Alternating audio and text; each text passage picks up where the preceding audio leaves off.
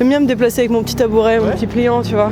Je suis un peu aguerrie à ce genre de truc. À une époque, même, j'accrochais une échelle avec un antivol dehors pour l'avoir, tu vois, à dispo.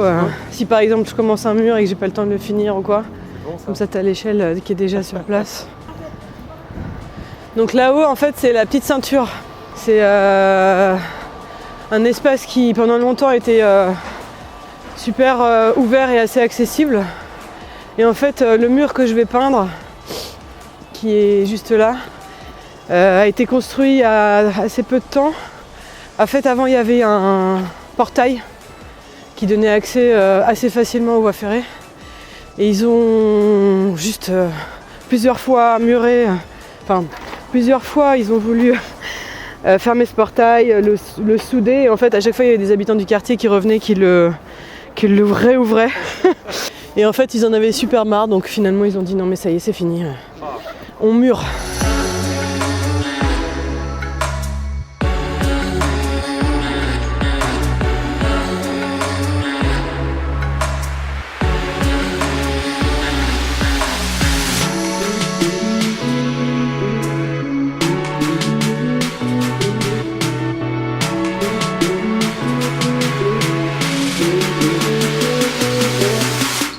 C'est la première fois que je marque 2019 sur un mur.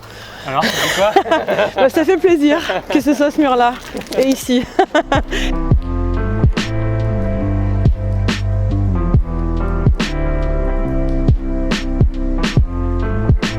Pour te resituer, dis-nous un petit peu pourquoi on te connaît le plus, ces personnages, etc.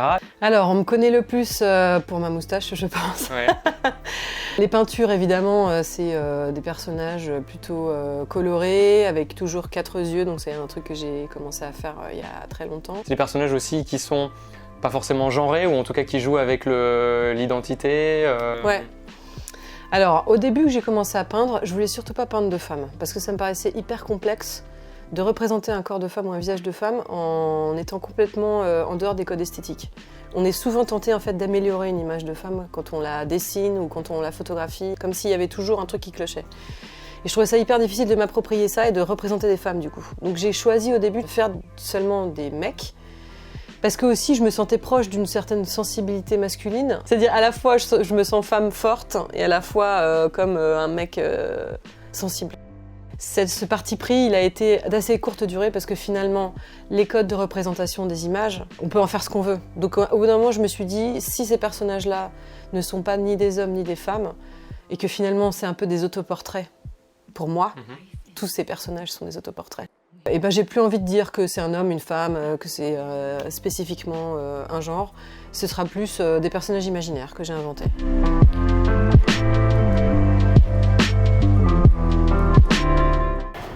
Dans le 20e, il y a pas mal de street art au final.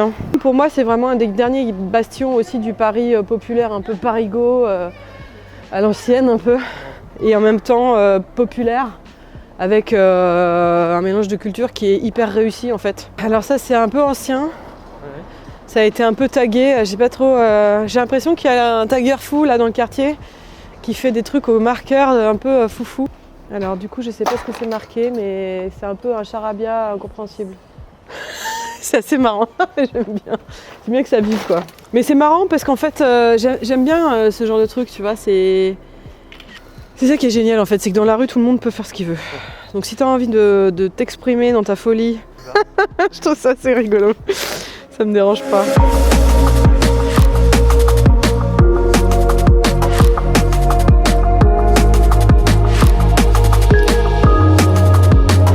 Le fait d'avoir ces partis pris-là, déjà graphiquement, c'était une forme d'engagement. Après, j'ai développé mon propre projet aussi, 50 Cakes of Gay, en soutien au mariage pour tous. Ouais, ça s'est passé comment? Ça, c'est un moment important aussi C'est-à-dire, quand j'ai vu qu'en France, on était capable de manifester contre les droits d'autres gens, je me suis dit, merde, c'est pas dans nos habitudes ça, tu vois. Ouais. On manifeste beaucoup, c'est notre culture, ouais. Mais c'est pour nos droits. Ça m'a choquée de ouf. Et du coup, j'ai voulu réagir à ça en me disant, si je peux trouver un symbole, une manière de présenter ce débat en suscitant l'empathie.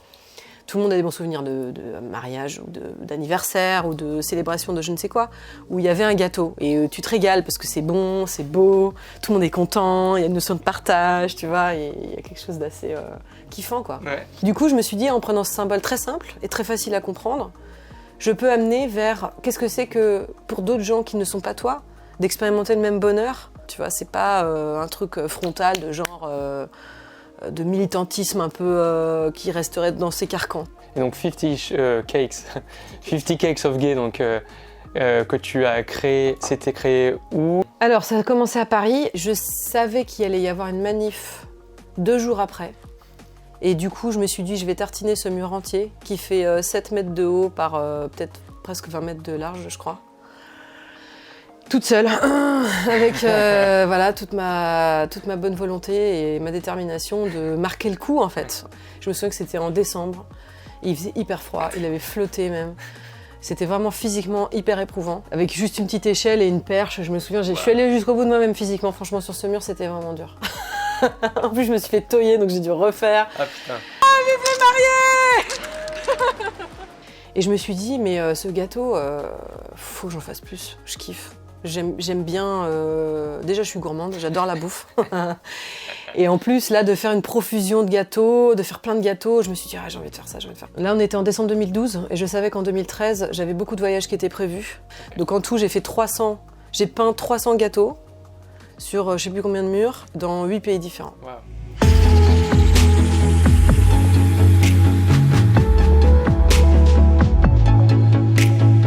Tous les jouets, tout ça, je pense que c'est pas forcément un truc que les gens savent de moi, parce que c'est soit des jouets qu'on m'a offerts, soit des jouets que j'ai fabriqués, soit des jouets que j'ai chinés, et j'adore, donc j'en ai toujours plein.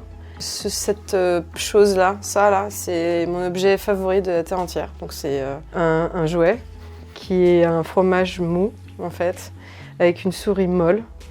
Et en fait, tu peux rentrer la souris dans les trous du fromage et tout. Mais aussi, tu peux juste les toucher comme ça et c'est vraiment agréable.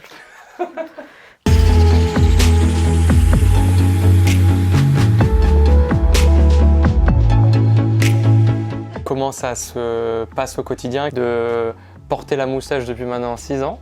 5 ans. 5 ans, pardon. Je trouve que c'est intéressant de peindre des murs où tu vas avoir des partis pris, des messages. Mais cette action-là, pour moi, elle relève plus d'une forme de création de lien social. Tu crées un lien social autour d'une blague qui est genre « Ah ah ah, j'ai une moustache et c'est pas commun comme maquillage et normalement on doit pas avoir ça ». Et en fait, tu arrives très vite à aller sur d'autres terrains en discutant un peu avec des gens lambda. Et tout le monde peut comprendre parce que tout le monde a vu quelqu'un se maquiller, une femme avec de traits symétriques au niveau des yeux, au niveau de l'eyeliner, au niveau des sourcils. Toi, tu les descends? Et je leur dis, voilà, c'est les mêmes, mais je les mets là. Un enfant peut comprendre ça, tout le monde peut comprendre ça. Donc c'est un code qui est commun. Et en même temps, on sait qu'une femme, elle doit pas être un homme, normalement. Ni un homme ne doit jouer avec ça, c'est des règles sociales un peu basiques. Et du coup, d'enfreindre cette règle-là fait que je me positionne dans une certaine dissonance.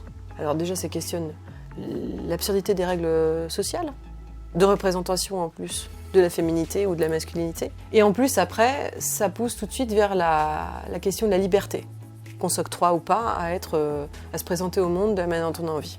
On se parle autour d'un sujet qui est « pourquoi je fais ça ?» Donc ça veut dire qu'il s'intéresse à ce que j'ai à dire. Ça, je trouve ça hyper intéressant aussi. Entre parenthèses, en tant que femme, c'est hyper intéressant parce que ça détend l'attention sur qu'est-ce que j'ai à dire et pas à quoi je ressemble.